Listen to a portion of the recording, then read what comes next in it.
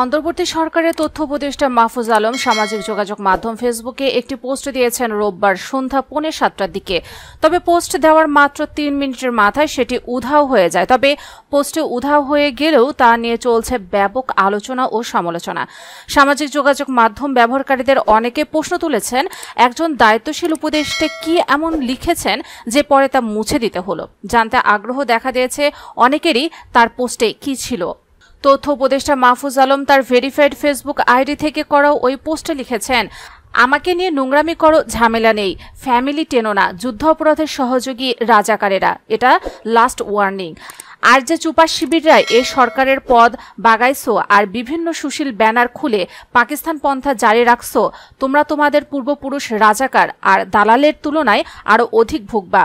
যারা বিতর্কের এবং গালাগালির লিমিট জানে না তাদের আমি সহ নাগরিক মনে করি না।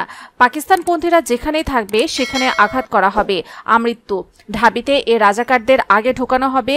যারা এদের স্পেস দিচ্ছে তাদের জন্য গত 50 বছরের তুলনায় অধিক জিল্লতি অপেক্ষা করছে। ধারণা করা হচ্ছে আগের একটি পোস্টের পরিপ্রেক্ষিতে এই বিতর্কিত পোস্টে দেন মাহফুজ আলম। ওই পোস্টে তিনি যুদ্ধাপরাধের সহযোগীদের প্রকাশ্যে ক্ষমা চাওয়ার দাবি জানিয়েছিলেন।